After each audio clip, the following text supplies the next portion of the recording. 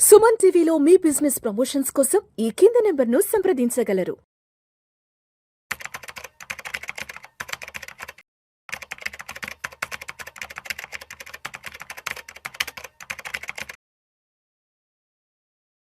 నమస్తే, welcome to Vishnu talks. నేను విష్ణు. ప్రస్తుతం మనతో పాటు stock market analyst S G Harsha ఉన్నారు. వారితో మాట్లాడదాం.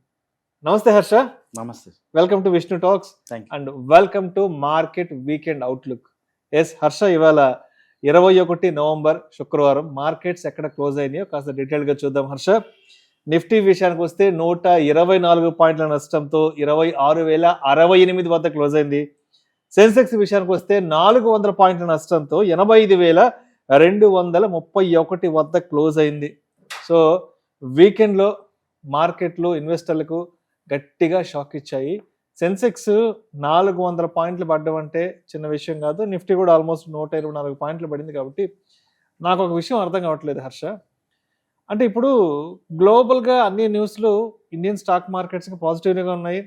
అమెరికా నుంచి కూడా పెద్ద ఒత్తిడి ఎక్కడా లేదు. రీసెంట్గా ట్రంప్ కూడా చాలా చల్లబడ్డారు, శాంతించారు. అంటే భారత్ అమెరికా వాణిజ్య ఒప్పందానికి సంబంధించినటువంటి ఆ డిస్కషన్స్, డీల్స్ కూడా ఆల్మోస్ట్ క్లోజ్ అవబోతున్నాయి. ఇరు దేశాలు త్వరలో శుభవార్త వింటారంటూ కూడా భారత వాణిజ్య శాఖ మంత్రి పీయూష్ గోయల్ చెప్పారు. అదేవిధంగా ట్రంప్ మినిస్టర్స్లో అనమాట కొంతమంది కీలక మినిస్టర్స్ కూడా అనౌన్స్ చేశారు. వాణిజ్య ఒప్పందం కొలికి రాబోతుంది, ఇక అంతా శుభవార్తలు వింటారంటూ. బట్ ఎందుకైనా కూడా మార్కెట్లలో ఇలాంటి వాలటాలిటీ కనిపిస్తుంది. ఇవాళ 400 పాయింట్లు పడ్డానికి రీజన్స్ ఏంటి అసలు? So correct sir. లాస్ట్ 2-3 వీక్స్గా ఈ రెగ్యులర్ వీడియోస్లో మనం చెప్పేది ఏంటంటే, ఫస్ట్ డొమెస్టిక్ ఫ్యాక్టర్స్ కంటే గ్లోబల్ ఫ్యాక్టర్సే మన మార్కెట్ని ఎక్కువ అఫెక్ట్ చేస్తున్నాయి అన్న. ఈ వారం కూడా అదే ట్రెండ్ కంటిన్యూ అవుతుంది. అయితే గ్లోబల్ ఫ్యాక్టర్స్ ఏవేవి ఇండియాని అఫెక్ట్ చేస్తున్నాయి అనేది ఫస్ట్ మనం 3 మోస్ట్ ఇంపార్టెంట్ ఫ్యాక్టర్స్ని చూడాలి. ఫస్ట్ ఫ్యాక్టర్ వచ్చి యూఎస్లో ఏ స్టాక్స్ యొక్క వాల్యుయేషన్స్, అవి చాలా తారాస్థాయికి చేరాయి. రెండోది వచ్చి యుఎస్ ఎకానమీలోనే జాబ్స్ పెరుగుతున్నాయా తగ్గుతున్నాయా, ఎకానమీ ఏమవుతుంది, టారిఫ్స్ వల్ల ఇన్ఫ్లేషన్ పెరుగుతుందా, ఇంట్రెస్ట్ రేట్లు ఏం చేయాలని చాలా కన్ఫ్యూజన్లో ఉన్నారు. వాటి ఎఫెక్ట్ గ్లోబల్ మార్కెట్స్ మీద ఇంపాక్ట్ ఉంది.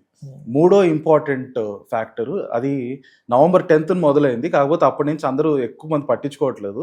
బట్ లాస్ట్ 2-3 రోజుల్లో అది ఫ్యాక్టర్ బాగా పెద్దగా అయిపోయింది. అదేంటంటే జపాన్ నుంచి ప్రపంచ మార్కెట్స్కి వస్తున్న ఒక పెద్ద ప్రాబ్లం. సో ఒక్కొక్క ప్రాబ్లం డీప్గా వెళ్దాము. ఫస్ట్ ఫ్యాక్టర్ వచ్చి యుఎస్లో AI related stocks, technology stocks ఒక వాల్యుయేషన్స్ ఆల్ టైమ్ పీక్స్లో ఉంది. ఎంత పీక్స్ అంటే దాన్ని అందరూ దేంతో కంపేర్ చేస్తున్నారంటే 2000లో ఎప్పుడైతే ఇంటర్నెట్ వచ్చాక అప్పుడు ఇంటర్నెట్ రిలేటెడ్ స్టాక్స్ వాల్యుయేషన్స్ అన్ని తారాస్థాయిలో ఎలా ఉండిందో ఆ టైప్లో ఇప్పుడు ఏ వచ్చాక ఏ రిలేటెడ్ స్టాక్స్ వాల్యుయేషన్స్ కూడా అన్ని ఆల్మోస్ట్ ఆల్ టైమ్ పీక్స్లో ఉన్నాయి. జనరల్గా వాల్యుయేషన్ అంత హైకి వెళ్ళినప్పుడు న్యాచురల్గా వాల్యుయేషన్స్ ఎప్పుడు సైకిల్స్లో వెళ్తాయి. అంత పీక్ వెళ్ళింది కాబట్టి అక్కడి నుంచి పడుతుంది అని ప్రతి ఒక్కరు భయపడుతున్నారు. అండ్ దానికి చాలా వ్యాలిడ్ రీజన్స్ కూడా ఉన్నాయి. ఒకటి వచ్చి మీరు చూసారంటే ఏ రిలేటెడ్ కంపెనీస్ అన్ని, ఒక కంపెనీ ఎన్విడియా ఉంది కదా, ఎన్విడియా వచ్చి వాళ్ళ డబ్బులు తీసుకెళ్ళి చాట్ జీపీటీ కంపెనీ ఏదైతే ఉందో, ఓపెన్ ఏఐ కంపెనీ, ఆ కంపెనీలో డబ్బులు ఇన్వెస్ట్ చేస్తుంది. ఇన్వెస్ట్ చేసి ఏం చేస్తుంది, ఆ chat GPT open AI company వాళ్ళకి ఎన్విడియా ఇచ్చిన డబ్బులతో తీసుకొచ్చి మళ్ళీ ఎన్విడియా ఒక సెమీ కండక్టర్ చిప్స్ని కొంటున్నారు అనమాట. సో నేనే అమ్ముతాను ప్రోడక్ట్, అల్టిమేట్గా నేను వెళ్ళి ఒక కంపెనీలో ఇన్వెస్ట్ చేస్తున్నా, ఆ కంపెనీ ఆ డబ్బులు తీసుకొచ్చి నా ప్రోడక్ట్స్ని కొంటుంది. దానివల్ల అంత ఇన్ఫ్లేట్ అయిపోతుంది, నా రెవెన్యూస్ ఇన్ఫ్లేట్ అయిపోతున్నాయి, ప్రాఫిట్స్ అన్ని ఇన్ఫ్లేట్ అయిపోతున్నాయి. సో ఇలా సైకిల్లో వెళ్ళేది సస్టైనబుల్ కాదు. లాంగ్ టర్మ్లో ఇలా చేయలేరు. ఎప్పుడైనా లాంగ్ టర్మ్లో ఏంటి, జనాలందరూ వచ్చి మీ ప్రోడక్ట్స్ని కొంటే అప్పుడే మీ ప్రోడక్ట్స్కి ఒక వాల్యూ ఉంటుంది, లాంగ్ టర్మ్లో సస్టైనబుల్గా ఉంటుంది. కానీ ఇలా సర్క్యులర్ ఎకానమీ అంటారు. ఈ సర్క్యులర్ ఫైనాన్సింగ్లో నేను వెళ్ళి ఇంకో కంపెనీలో ఇన్వెస్ట్ చేయడం, ఆ కంపెనీ ఆ డబ్బులు తీసుకొచ్చి మళ్ళీ నా ప్రోడక్ట్స్ని కొనడం, దీంతో ఇన్ఫ్లేట్ చేసేస్తున్నారు అనమాట. సో ఆ కన్సర్న్ చాలా డీప్గా ఉంది. ఈ కన్సర్న్ మధ్యలో లాస్ట్ వీక్లో Nvidia last quarter results announce చేశారు. మీరు అప్పుడు గమనిస్తే ప్రపంచంలో ఉన్న ఫైనాన్షియల్ అనలిస్టులు అందరూ కూడా చాలా సీరియస్గా, చాలా టెన్షన్తో చూసిన రిజల్ట్స్ ఏంటంటే ఎన్విడియా కంపెనీ యొక్క క్వార్టర్లీ రిజల్ట్స్ బాగానే వచ్చాయి కదా, ఇంకా ఏ బబుల్ లేదు, వాల్యుయేషన్స్ లేదు అని అనుకుంటే మాత్రం అది తప్పు అవుతుంది. ఎందుకంటే అసలు ప్రపంచంలో ఉన్న ఫైనాన్షియల్ అనలిస్టులు అందరూ ఒక్క కంపెనీ రిజల్ట్స్ కోసం అంత ఆతృతగా ఎదురు చూస్తారు, టెన్షన్తో ఎదురు చూస్తారంటే దాని అర్థమే అక్కడ ఏదో పెద్ద ప్రాబ్లం ఉంది, రైట్? సో ప్రస్తుతానికి ఏ బబుల్ది ఆ ఫియర్స్ కొంచెం తగ్గినప్పటికీ ఆ ప్రెషర్ మాత్రం మార్కెట్ మీద ఇంకా ఉంది. ఏ రిలేటెడ్ స్టాక్స్ వాల్యుయేషన్స్ ఎక్కువ ఉన్నాయి. యుఎస్ ఎకానమీలో ఈరోజు ఎంటైర్ యుఎస్ స్టాక్ మార్కెట్లో 40-45% స్టాక్ మార్కెట్ కేవలం ఒక 7 కంపెనీస్ ఒక వాల్యుయేషన్స్ మీద ఆధారపడి ఉంది. ఆ 7 కంపెనీస్ కూడా ఏఏ కంపెనీస్. ఎనీ టైమ్ ఈ ఏఏ కంపెనీస్ కనుక కరెక్ట్ అయితే దాని ప్రభావం ఎంటైర్ యుఎస్ మార్కెట్ మీద ఉంటుంది. యుఎస్ మార్కెట్ ఒకసారి కుప్పగూలితే దాని ప్రభావం మళ్ళీ ఇండియా మీదకి వస్తుంది. ఇది మన ఫస్ట్ ఫ్యాక్టర్, ఏ బబుల్ వల్ల వస్తున్న మెయిన్ ఇష్యూ. మన 3 గ్లోబల్ ఫ్యాక్టర్స్లో సెకండ్ ఇంపార్టెంట్ గ్లోబల్ ఫ్యాక్టర్ వచ్చి యుఎస్ ఎకానమీ.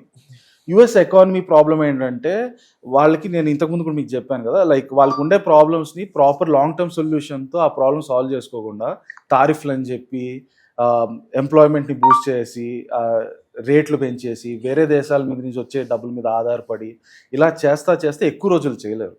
ఎప్పుడైతే వాళ్ళ ఎకానమీలో ఉండే కోర్ ప్రాబ్లమ్స్, ఎంప్లాయ్మెంట్ సరిగ్గా లేదు.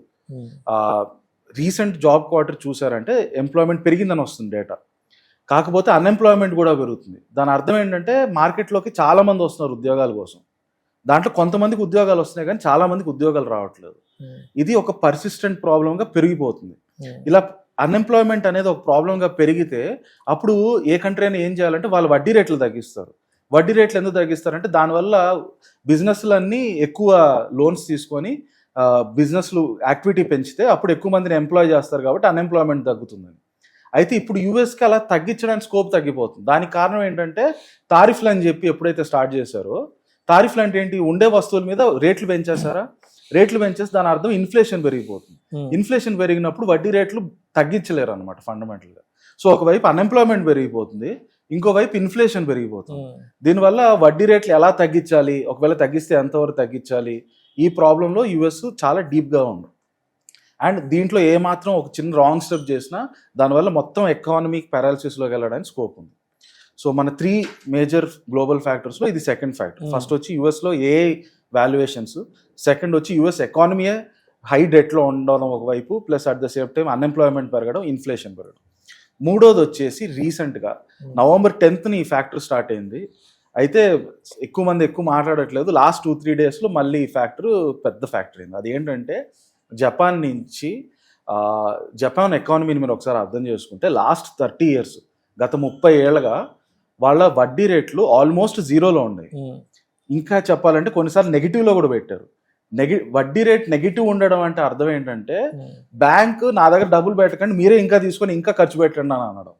ఓకే, దీనికి యాక్చువల్గా కోర్ రీజన్లోకి వెళ్తే ఒక 2 minute స్టోరీ ఉంటుంది. అది ఏంటంటే సెకండ్ వరల్డ్ వార్ తర్వాత హిరోషిమా నాగసాకి ఎప్పుడైతే బాంబ్స్ పడ్డాయి, ఆటమ్ బాంబ్స్ పడి మొత్తం కుప్పకూలిపోయిందో, జపాన్ యాజ్ అన్ ఎకానమీ బాగా సంక్షోభంలోకి వెళ్ళిపోయింది. అక్కడి నుంచి వాళ్ళు ఆల్మోస్ట్ 1990 వరకు వరల్డ్ లో one of the fastest and the best growth చూపించారు. అప్పట్లో టెక్నాలజీ అంటే జపాన్ అంటే టెక్నాలజీ అంటే ఎర్లీ 90s లో అంటే ప్రపంచం మొత్తానికి టెక్నాలజీని పరిచయం చేసింది జపాన్ అన్నట్లుగా ఉండింది అప్పట్లో సిచ్యువేషన్. కరెక్ట్. సో జపాన్ సూపర్గా గ్రోత్ అయింది 1950s నుంచి 90s వరకు, ఎక్స్ట్రాడినరీ గ్రోత్. బహుశా అలాంటి గ్రోత్ మళ్ళీ ఇంకా వేరే దేశాలు ఏది కూడా చూపించలేదు. అయితే 1990sకి వచ్చేసరికి ఏమైందంటే ఈ గ్రోత్లో చాలా మంది బయట వాళ్ళు కూడా వచ్చి మాకు కావాలి దీంట్లో స్టేక్ అని చెప్పి అందరూ దాంట్లో డబ్బులు పెట్టడం వల్ల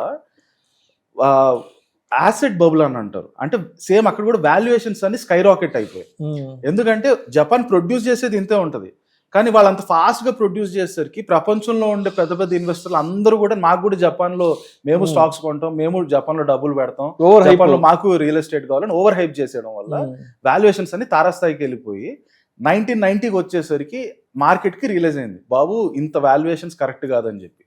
ఎప్పుడైతే అది రియలైజ్ చేశారో ఆ వాల్యుయేషన్స్ యాసెట్ బబుల్ అని చెప్పి కుప్పకూలిపోయింది. కుప్పకూలడం అంటే అర్థం ఏంటి, మీకు ఉండే రియల్ ఎస్టేట్ ప్రైజులు కానీ స్టాక్ ప్రైజులు కానీ ఇవన్నీ పడతా ఉంటాయి. ఇప్పుడు ఏదన్నా పడుతుంది అనుకోండి ప్రైజెస్, అప్పుడు ఎవరన్నా వెళ్ళి కొంటారా వాటిని? ఎవరు కొనరు. ఎందుకంటే నేను కొన్నాక అది ఇంకా పడుతుందేమో అని ఆగుతారు. అలా ఎవరు కొనడం చేయట్లేదు జపాన్లో ఉండే సొంత పాపులేషన్ కానీ బయట ఇన్వెస్టర్స్ కానీ. వీళ్ళందరూ ఏం చేశారు, ఇంకా పడుతుంది అని కొనడం ఆపేసరికి అది ఏమో పడుతూనే ఉండింది. అది అసలు ఒక స్టేజ్కి వచ్చి ఆగడం అనేది ఆగలేదన్నమాట జపాన్లో. సో వాళ్ళు ఎప్పుడైనా సరే మీరు మళ్ళీ నాకు కావాలని డిమాండ్ పెరిగినప్పుడే అప్పుడే మళ్ళీ వస్తు ధరలు పెరుగుతాయి. వీళ్ళందరూ ఎవ్వరు కూడా కొనకపోయేసరికి జపాన్లో కన్సిస్టెంట్గా 30 yearsలో డిఫ్లేషన్ కనిపించింది. మనం ఎప్పుడు ఇండియాలో ఏం మాట్లాడుకుంటే ఇన్ఫ్లేషను అమెరికాలో ఇన్ఫ్లేషన్, మన ఇన్ఫ్లేషన్ ఏదో 2% అయింది, 6% అయింది, ఇవన్నీ మాట్లాడుకుంటాం.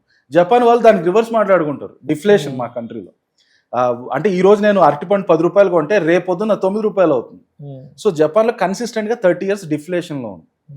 దీనికి ఇంకో ఫ్యాక్టర్ ఏంటంటే, నార్మల్గా ఏదన్నా కంట్రీ ఇలా సంక్షోభంలోకి వెళ్ళినప్పుడు ఆ కంట్రీలో ప్రొడక్టివిటీ పెరుగుతుంది. ప్రొడక్టివిటీ పెరగడం ఏంటంటే, కొత్త యూత్ ఎకానమీలోకి వచ్చి వాళ్ళు పనిచేయడం వల్ల ఎకానమీలో ప్రొడక్టివిటీ పెరిగి, గూడ్స్ పెరిగి, ఓవరాల్గా ఎకానమీ పెరుగుతూ వెళ్తుంది. జపాన్లోకి వచ్చేసరికి ఏమైందంటే, వాళ్ళ యూత్ పాపులేషన్ తగ్గిపోయింది.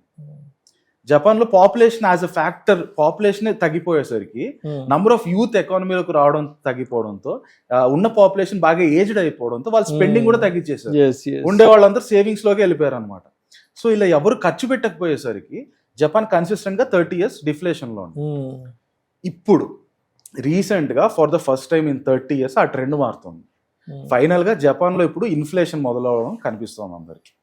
ఈ ఇన్ఫ్లేషన్ కనిపించడం వల్ల ఒక పెద్ద ప్రాబ్లం ఏంటంటే, గత 30 years గా ఏదైతే డిఫ్లేషన్ లో ఉండిందో, అప్పుడు ఏం చేశారు, జపనీస్ ఎకానమీ వడ్డీ రేట్లన్నీ జీరోలో ఉంచి, లేదా కొన్నిసార్లు నెగిటివ్లో ఉంచి, అందరినీ మీరు వచ్చి మా దగ్గర డబ్బులు తీసుకొని వచ్చి మరి ఎకానమీలో ఖర్చు పెట్టండి అని చెప్పేవాళ్ళు. ఇప్పుడు ఎప్పుడైతే ఇన్ఫ్లేషన్ పెరుగుతుందో అప్పుడు సెంట్రల్ బ్యాంక్ ఏం చేస్తుంది, మళ్ళీ వడ్డీ రేట్లు పెంచడం మొదలు పెడుతుంది. రైట్? మీకు ఇన్ని సంవత్సరాలు 30 ఏళ్ళు వడ్డీ రేట్లు జీరో ఉండేసరికి కేవలం జపాన్ వాళ్ళే కాదు, అమెరికాలో ఉండే పెద్ద పెద్ద ఫైనాన్షియల్ ఇన్స్టిట్యూషన్స్ కూడా వాళ్ళందరూ ఏం చేసేవాళ్ళు అంటే, జపాన్కి వెళ్ళి అప్పులు తీసుకొచ్చేవాళ్ళు. ఎందుకు అప్పులు తీసుకొచ్చేవాళ్ళు జపాన్కి వెళ్ళి అమెరికా వాళ్ళు అంటే, వడ్డీ రేట్లు ఆల్మోస్ట్ జీరోలో ఉన్నాయి కాబట్టి కట్టాల్సిన వడ్డీ ఏమీ లేదు, చక్కగా అప్పు తీసుకొచ్చి ఎప్పుడు కావాలంటే అప్పుడు రిటర్న్ ఇవ్వచ్చు. వాళ్ళందరూ ఏం చేసేవాళ్ళు, జపాన్లోకి వెళ్ళి ఈ అప్పులన్నీ తీసుకొచ్చి అమెరికన్ స్టాక్ మార్కెట్లో, ఇండియన్ స్టాక్ మార్కెట్లో ఇన్వెస్ట్ చేసేవాళ్ళు. సో మన ఇండియన్ స్టాక్ మార్కెట్ కానీ అమెరికన్ స్టాక్ మార్కెట్లో కానీ దీంట్లో చాలా వరకు మనీ ఈ జపాన్ నుంచి ఇలా వడ్డీ అప్పు రూపంలో వచ్చిన డబ్బులు.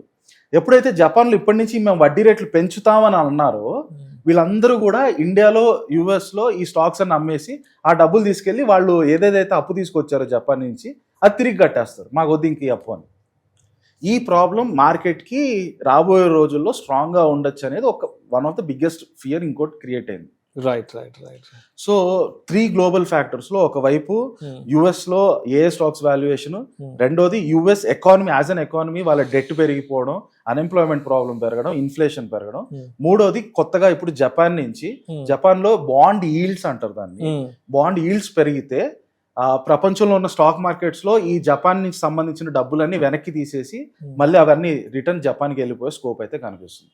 ఈ 3 ఫియర్స్ ఇంటర్నేషనల్ మార్కెట్స్, కేవలం ఇండియన్ మార్కెటే కాదు గ్లోబల్ మార్కెట్స్ని బాగా ఎఫెక్ట్ చేస్తున్నాయి.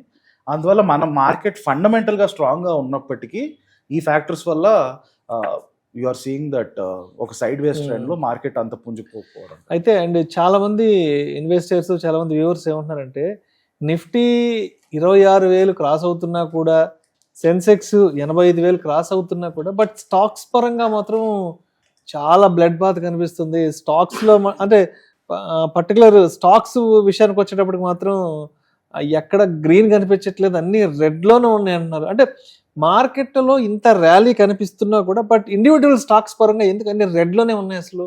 చాలా కరెక్ట్గా చెప్పారు సార్. అంటే రీసెంట్గా చాలామంది అంటుంది ఏంటంటే, మార్కెట్ ఏమో ఆల్మోస్ట్ ఆల్ టైమ్ హైలో ఉంది, నా పోర్ట్ఫోలియోనేమో ఆల్ టైమ్ లోలో ఉంది. దీనికి ఎగ్జాక్ట్ ఈ 3 ఫియర్స్ మనం ఏదైతే డిస్కస్ చేస్తామో దాన్ని కంటిన్యూ చేస్తూ చూసామంటే, ఫండమెంటల్గా మన ఇండియన్ మార్కెట్ చూసారనుకోండి, అర్నింగ్స్, మన స్టాక్స్ అర్నింగ్స్ Q2 రిజల్ట్స్ ఏదైతే కంప్లీట్ అయిందో లాస్ట్ 1-2 monthsలో మిక్స్డ్ బ్యాగ్ ఆఫ్ రిజల్ట్స్. కొన్ని స్టాక్స్ చాలా మంచి రిజల్ట్స్ ఇచ్చాయి, కొన్ని అంత మంచి రిజల్ట్స్ ఇవ్వలేదు. అయితే బ్రాడర్గా చూసినప్పుడు ఈ రిజల్ట్స్ నన్ను అబ్జర్వ్ చేస్తే, గత 3-4 quartersగా ఏదైతే రిజల్ట్స్ బాగా రావట్లేదు అన్న ట్రెండ్ ఏదైతే ఉందో ఆ ట్రెండ్ ఆల్మోస్ట్ ఒక ఎండ్కి వస్తుంది. నెక్స్ట్ క్వార్టర్ నుంచి రిజల్ట్స్ బాగుండొచ్చు అనేది మన రిజల్ట్స్ ఈ క్వార్టర్ రిజల్ట్స్ ఎవరైతే అనలైజ్ చేస్తారో అందరికీ కామన్గా ఉన్న opinion. Earnings down grade cycle అంటారు, ఆ earnings down grade cycle bottom out అయిపోయింది. నెక్స్ట్ క్వార్టర్ నుంచి అర్నింగ్స్ బాగుంటాయి. అర్నింగ్స్ బాగుంటాయి అంటే మామూలుగా ఏం జరగాలి, స్టాక్ ప్రైజెస్ అన్ని పెరగాలి. ఎందుకంటే కంపెనీస్ ప్రాఫిట్స్ అన్ని బాగా వస్తున్నాయి అంటే ప్రతి ఒక్కరు నాకు కూడా ఆ స్టాక్స్ కావాలని అందరూ ఆ స్టాక్స్ మీద పడతారు కాబట్టి స్టాక్ ప్రైజెస్ పెరగాలి. అలాంటిది కంప్లీట్ రివర్స్ కనిపిస్తుంది. ఫస్ట్ మేజర్ రీజన్ ఏంటంటే, ఈ ఎఫ్ఐఎస్ ఎవరైతే ఉంటారో they don't want to play huge role in the market considering 3 main global issues. ఇప్పుడు ఏంటి, ఈ రిస్క్ తీసుకోవట్లేదు ఎఫ్ఐఎస్, మాకు రిస్క్ వద్దా అంటున్నారు. రిస్క్ అనేది మీకు ఎక్కడ ఎక్కువ ఉంటుంది, large cap, mid cap, small cap చూసుకుంటే మీకు స్మాల్ క్యాప్లో హైయెస్ట్ రిస్క్ ఉంటుంది, సెకండ్ లెవెల్లో మిడ్ క్యాప్ ఉంటుంది, అన్నిటికంటే తక్కువ రిస్క్ లార్జ్ క్యాప్లో ఉంటుంది. సో అందరూ నాకు రిస్క్ వద్దని చెప్పి సేఫెస్ట్ ఇన్స్ట్రుమెంట్స్ ఏముంటే లార్జ్ క్యాప్లోకి వెళ్తున్నారు. దానివల్ల ఏమవుతుంది, మిడ్ క్యాప్ స్మాల్ క్యాప్ పెరగట్లేదు, అవేమో ఆల్మోస్ట్ అట్లాగే స్టేబుల్లో ఉంటుంది లేదా కొంచెం కరెక్షన్ చూపిస్తుంది. లార్జ్ క్యాప్ మాత్రం పెరుగుతుంది. మీ నిఫ్టీ ఏంటి, నిఫ్టీ వచ్చి మీ లార్జ్ క్యాప్లో ఫస్ట్ టాప్ 50 స్టాక్స్ సెలెక్ట్ చేసుకుంటారు. సో అందుకని ఏమవుతుందంటే ఇన్వెస్టర్స్ ఎవ్వరు కూడా మాకు మిడ్ క్యాప్ స్మాల్ క్యాప్ వద్దు అనేసరికి జనరల్గా అందరి పోర్ట్ఫోలియో ఎక్కువగా ఈ mid cap small cap composition ఎక్కువ ఉంటాయి. సో వాళ్ళ పోర్ట్ఫోలియోలో mid cap small cap stocks పెరగట్లేదు. బట్ ఓవరాల్గా బ్రాడర్ మార్కెట్ చూస్తే లార్జ్ క్యాప్ స్టాక్స్ పెరగడం వల్ల నిఫ్టీ పెరుగుతున్నట్టు కనిపిస్తుంది. అందుకని కంటిన్యూస్గా నిఫ్టీ మనకి ఆ 26,000 లెవెల్ దగ్గరలో ఉన్నప్పటికీ అందరి పోర్ట్ఫోలియోలు మాత్రం కొంచెం డిక్లైన్లోనే ఉన్నాయి. ఆల్మోస్ట్ ఒక లాస్ట్ 2-3 months గా చూసారంటే కన్సిస్టెంట్ డిక్లైన్లోనే కనిపిస్తుంది. కొంచెం పెరిగినప్పటికీ సైకిల్స్లో పైకి కిందకి వెళ్తూ డౌన్ ట్రెండ్లోకి వెళ్ళిపోతున్నాం. సో ఏంటైతే అంటే మొత్తానికి ఈ అంటే గ్లోబల్గా ఉన్నటువంటి ఈ 3 factors దృష్టిలో ఉంచుకుని మండేకి మార్కెట్స్ ఏ విధంగా ఉండే అవకాశం ఉందంటారు? అంటే అంటే మార్కెట్ల పరంగా చూస్తే ఏమో ఆల్ టైమ్ హైక్ వచ్చేసామని చెప్పుకోవచ్చు. ఇదేమో 26,000 క్రాస్ అయిపోతుంది, 85,000 వచ్చేసాం. బట్ మార్కెట్లో మళ్ళీ ఎక్కడో ఒక తెలియని కొంత భయం, కొంత వాలటాలిటీ ఉంది కాబట్టి మండేకి ఏ విధంగా రెడీగా ఉండాలంటారు? సో మనం ఏదైతే ఈ గ్లోబల్ ఫ్యాక్టర్స్ డిస్కస్ చేసామో ఇది షార్ట్ టర్మ్ కాదు, ఇవి చాలా అట్లీస్ట్ మేబీ నెక్స్ట్ 1 yearలో చాలా స్ట్రాంగ్ గా వినిపించే ఫ్యాక్టర్స్. అన్లెస్ అండ్ అంటిల్ అవి ఒక కొలిక్ రావడం, ఆ కొలిక్ రావడం అంటే అర్థం ఏంటి, యుఎస్ ఎంతో కొంత క్రాష్ అవ్వాలి. అండ్ మీరు చూసారంటే రెగ్యులర్ గా న్యూస్లు చదువుతున్నారంటే ఈవెన్ గోల్డ్మెన్ సాక్స్, మార్గన్ స్టాన్లీ, వరల్డ్ లో ఉన్న పెద్ద పెద్ద ఇన్స్టిట్యూషనల్ బ్యాంక్స్ కానీ పెద్ద పెద్ద ఇన్వెస్టర్లు కానీ వీళ్ళందరూ కూడా చాలా నెగిటివ్ గా మాట్లాడుతున్నారు యుఎస్ గురించి. యుఎస్ లో మినిమం 20-30% కరెక్షన్ రావడానికి ఆస్కారం ఉందనేది వీళ్ళందరూ ఒక్క అభిప్రాయం. అది ఎప్పుడైతే అవుతుందో అప్పుడు కానీ మనకి మార్కెట్, మన ఇండియన్ మార్కెట్ మీద ఉన్న పెద్ద రోడ్ బ్లాక్ తప్పుకోదు. మొన్నటి వరకు చెప్పాలంటే ఒక 1 month ముందు వరకు మీరు నన్ను అడిగితే ఇండియా యూఎస్ డీల్ ఎప్పుడైతే కంప్లీట్ అవుతుందో అప్పటి నుంచి మళ్ళీ మన మార్కెట్ పుంజుకోవడానికి స్కోప్ ఉందని చెప్పుండొచ్చు, అదే చెప్పేవాడిని. అయితే ఇప్పుడు ఆ ఫ్యాక్టర్ కంటే పెద్ద ఫ్యాక్టర్స్ ఇవి అయిపోయాయి. సో రాబోయే కాలంలో మేబీ వీళ్ళు ఇండియా యూఎస్ డీల్స్ కూడా త్వరగా కంప్లీట్ అయిపోతుంది అని అంటూనే ఉన్నారు. ఒక 1 to 2 weeksలో ఒకవేళ ఆ డీల్ కంప్లీట్ అయినప్పటికీ దానివల్ల మార్కెట్ మీద చాలా పెద్ద పాజిటివ్ ఇంపాక్ట్ ఉండకపోవచ్చు కూడా, ఎందుకంటే ఈ ఫ్యాక్టర్స్ ఆపి పెట్టడానికి స్కోప్ ఎక్కువ ఉంది. So be very cautious in the market. దయచేసి మార్కెట్లో ఓవర్ ఇన్వెస్టెడ్గా అయితే ఉండకండి. సేఫర్ ఇన్స్ట్రుమెంట్స్ అయినా గోల్డ్, సిల్వర్, బాండ్స్ వాటికి షిఫ్ట్ అయిపోవడం better on a long term basis. Maybe for the next 1 year మార్కెట్స్లో వాలటిలిటీ ఎక్కువ ఉండడానికి ఆస్కారం చాలా ఎక్కువ. Right. Thank you so much Harsha. Thank you.